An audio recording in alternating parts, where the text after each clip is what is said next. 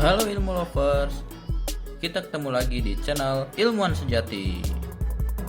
Tahukah kalian kalau di negara matahari terbit itu punya mitos loh yang masih dipercayai warga Jepang. Jadi kalau kalian berlibur ke sana, mending harus tahu deh mitos ini, karena mitos ini pasti berguna untuk kalian. Penasaran kan? Simak video ini sampai akhir ya. Tapi sebelum kita masuk ke materinya, pastiin kamu udah klik tombol lonceng dan subscribe channel ini biar kita bisa kasih kamu info-info yang menarik terus ya. Oke, kita langsung masuk aja ke materinya guys.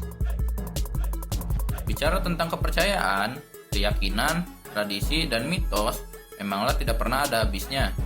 Setiap orang dari berbagai suku dan budaya memiliki tradisi, kepercayaan, dan mitos yang ia yakini sendiri. Bukan hanya di Indonesia saja, negeri berteknologi tinggi yang dikenal sebagai negeri Sakura juga ternyata meyakini mitos dan tahayulnya masing-masing. Dilansir dari berbagai sumber, berikut 5 mitos dan tahayul yang masih dipegang dan diyakini penduduk Jepang hingga saat ini. Pertama, nomor sial. Bagi penduduk Jepang, angka 49 dianggap sebagai hal yang dapat menimbulkan kesialan. Pasalnya, nomor 4 memiliki pelafalan mirip dengan kata shino, yang berarti dalam bahasa Jepang berarti mati. Sedangkan nomor 9 memiliki pelafalan yang sama dengan kata kurushi, yang berarti penderitaan. Oleh sebab itu, angka 49 dianggap memiliki frasa yang mirip dengan kalimat menderita sampai mati.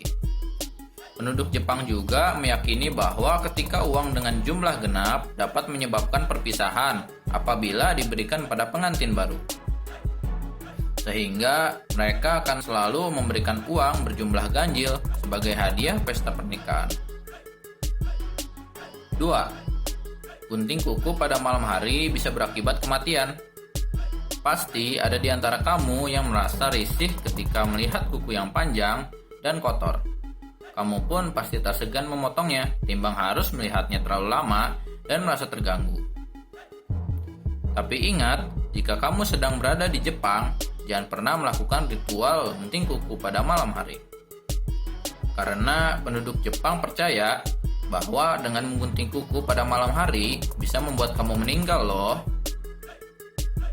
Kabarnya mitos ini bermula dari kebiasaan penduduk Jepang pada zaman dahulu yang terbiasa memotong kuku dengan menggunakan pisau, bukan gunting kuku seperti saat ini.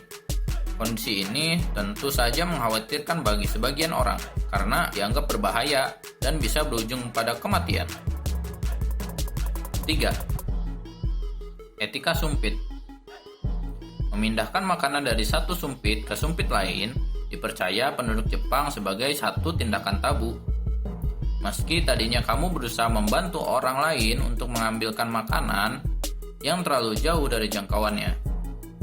Hal ini bisa berarti untuk ketidaksopanan, karena cara tersebut biasanya digunakan untuk memindahkan tulang berulang manusia dari sisa kremasi. Begitu pula dengan membentuk tanda X. Menggunakan sumpit atau menusukkan sumpit hingga berdiri tegak di nasi atau makanan lainnya dianggap terlarang, karena biasanya dilakukan pada upacara pemakaman, sehingga tak boleh dibawa ke kebiasaan sehari-hari agar tidak menimbulkan kesialan. 4. Menginjak ujung tikar tatami mengundang kesialan. Kamu pasti tidak asing melihat tikar dari tenunan jerami yang biasanya digunakan untuk menutupi lantai tradisional di Jepang, terutama saat berada di ryokan atau restoran. Tikar tenun jerami yang dikenal sebagai tatami itu pada umumnya dibungkus dengan menggunakan bahan yang lebih dekoratif pada ujungnya. Lalu dihias pula dengan lambang keluarga yang menjadi pemiliknya. Penduduk negeri Sakura itu percaya jika menginjak ujung tatami merupakan tindakan tidak menghormati leluhur dan dapat mengundang nasib buruk pada dirimu sendiri. Karena seakan selalu berada di bagian tengah tikar ketika berjalan melewati lantai yang dibalut dengan tatami. 5. Jangan bersiul pada malam hari. Larangan bersiul pada malam hari diyakini berasal dari kebiasaan para penjahat di masa lalu Pencuri, penjahat, atau perampok pada umumnya bekerja di malam hari dan menjadikan siulan sebagai alat untuk berkomunikasi. Takhayul itu kemudian pesat dan masih dipercaya hingga saat ini.